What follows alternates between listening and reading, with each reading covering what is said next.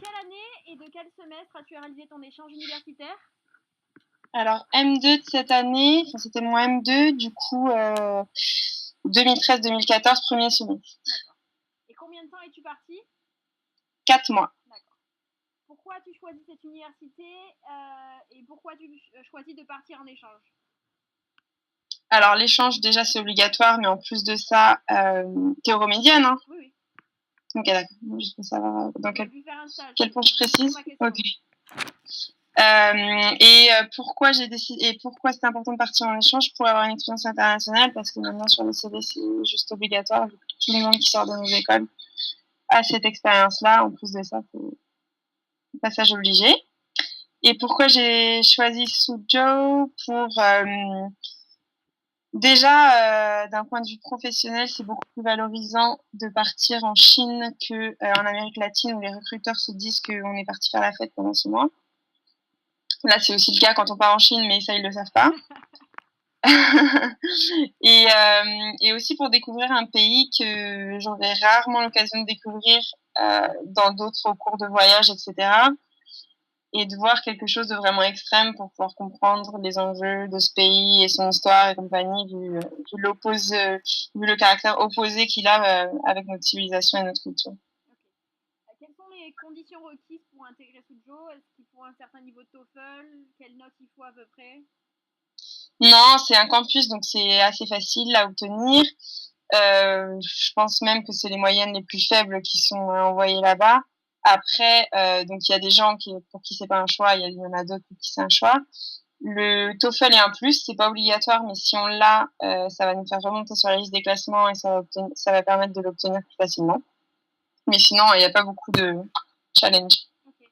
Sur le plan administratif, quels sont les documents à voir pour venir étudier en Chine? Est-ce qu'il faut un passeport, un visa? Visa obligatoire, visa F si je me souviens bien, et ça fait 70 € 70 € le visa. Et il faut un passeport, bien sûr, qui est valide encore 6 mois après la fin de notre séjour. Voilà, c'est ça. Vers quelle structure tu t'es tourné en fait pour faire tes démarches au niveau administratif? Est-ce que l'école t'a aidé ou est-ce qu'il a fallu se tourner vers une autre structure? Alors, l'école aide un peu. Il y a une coordinatrice qui s'appelle Sophie de Saint-Aubert qui facilite un peu la tâche. Après, le visa, on le fait soi-même en allant à l'ambassade de Chine ou au consulat de Chine. Et toutes les pièces sont disponibles sur Internet. On prend rendez-vous, on dépose notre dossier une semaine plus tard. On a notre visa, par contre, il faut faire attention parce qu'ils sont super exigeants sur toutes les pièces demandées et la liste sur Internet est non exhaustive. Du coup, il faut bien se renseigner il faut les appeler avant pour être bien sûr d'avoir toutes les pièces parce qu'ils sont assez pointilleux et assez désagréables à cause de ça. D'accord. Là, on va passer à l'environnement scolaire. Est-ce que concernant les cours, tu avais un large choix? Pas de choix, c'est imposé, les 6 cours sont imposés. D'accord.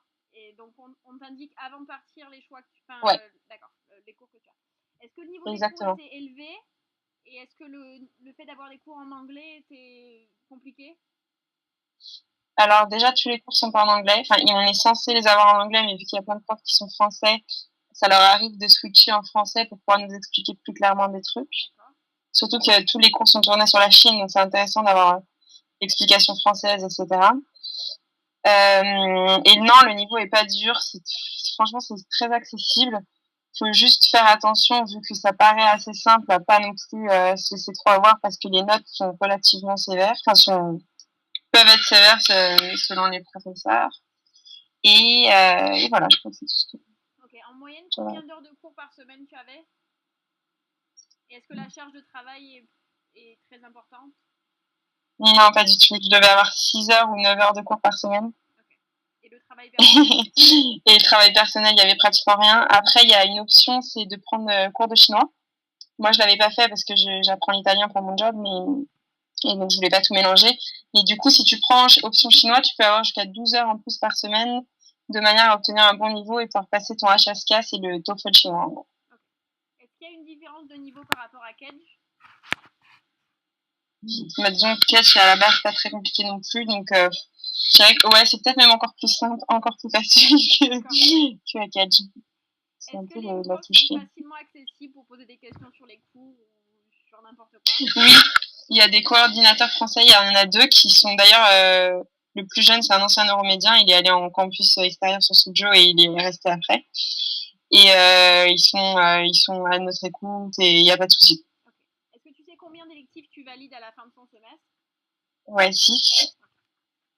On va passer à l'environnement étudiant. Je voulais savoir si tu avais ressenti le mal du pays au cours de ton séjour et si ça s'était estompé avec le temps.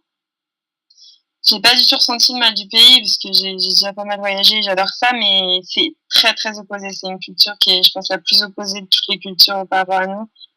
Et c'est vrai que parfois ça peut être un peu fatigant de jamais pouvoir se faire comprendre, que tout est facile, mais paradoxalement tout est compliqué puisqu'on n'a aucun moyen de communication. Il y a très peu de Chinois qui parlent anglais. Et du coup, voilà, c'est toujours un peu la mission pour prendre le taxi, aller d'un endroit à l'autre parce qu'il faut trouver l'adresse en chinois et voilà, tout est un peu, c'est un peu galère. Après, on a le temps puisqu'on n'est pas stressé par le boulot et quoi que ce soit, donc c'est pas un souci. Mais c'est vrai que ça peut être un peu lassant à la fin, quoi. Et puis c'est vrai que les Chinois, ils sont un peu oppressants, ils sont un peu, ils peuvent être fatigants aussi. Ouais.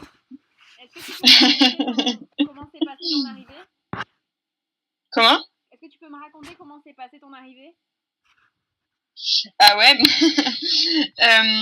En fait, nous, on avait voyagé pendant 1 mois en Asie du Sud-Est. Du coup, on s'était fait envoyer nos bagages de Charles de Gaulle à l'aéroport de Shanghai. Et en fait, on est arrivé en pleine nuit. On devait récupérer nos bagages qui, en fait, on n'a jamais pu les récupérer. Enfin, ils sont arrivés 10 jours plus tard. Ça a été une mission totale, ça bref. On est arrivé et en fait, on venait d'Asie du Sud-Est où tout le monde parlait anglais. Et en fait, on savait que c'était pas des pros de l'anglais, mais on n'avait pas du tout conscience qu'ils ne parlaient vraiment pas anglais. Et donc, on est arrivé voir le taxi. Et on avait une adresse d'hôtel parce qu'on savait qu'on allait à l'hôtel. Et on lui a montré, sauf que l'adresse était en anglais. Et du coup, il n'a pas compris. Et vu que les Chinois, ils sont très très fiers et ils ont peur de... C'est une humiliation pour eux de pas savoir. Les taxis, quand ils savent pas, ils t'emmènent quand même quelque part. Et au bout d'une demi-heure, ils s'arrêtent et puis ils te redemandent en chinois. Et c'est l'horreur. Et du coup, on a été trimballés comme ça pendant 2 heures en pleine nuit avec le mec qui comprenait rien. Nous, on comprenait rien non plus. On comprenait pas comment il pouvait ne pas comprendre. Enfin, c'était l'horreur. Et il a fini par nous déposer dans dans un petit hôtel qui au final était très sympa. Et puis le lendemain, on a réussi à arriver à Suzhou où là, il y avait déjà les Français qui étaient sur place, nos coordinateurs, etc. Et donc ça allait. Mais c'est vrai que l'arrivée était un peu challenging. Comment s'est passée l'intégration dans le campus? Très bien, il y a une équipe de Chinois, enfin il y a des Chinois qui sont venus sur le campus de Cage il y a 1 an, je crois, qui eux parlent un peu français et qui essayent de faire des trucs pour accueillir les Français, faire des soirées, Et du coup, ça a été. Et puis vu qu'on est beaucoup de Français, c'est beaucoup plus facile de s'adapter, de s'intégrer parce qu'on est entre nous, donc c'est moins galère. Quoi. Puis avec les coordinateurs, etc., aucun souci.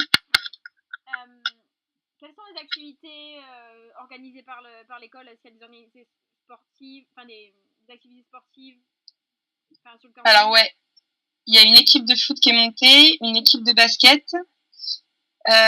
Donc eux, en sport, c'est ça. Et sinon, il y a pas mal d'ateliers culturels, de journées interculturelles où chacun fait de la bouffe de son pays et partage, des soirées interculturelles où on fait des activités de notre pays d'origine, des trucs comme ça. Donc l'école essaye un peu de nous mélanger, de nous intégrer. Okay. Est-ce que tu sais s'il est possible de faire partie d'une association ou même de faire Non, ça je crois pas. Non, mais par contre, on peut proacter en faisant des projets, genre, je sais pas, organiser la journée de la gastronomie française ou des conneries comme ça. Là, il y a pas mal de moyens de proact, en fait. Mais par contre, les assos, non.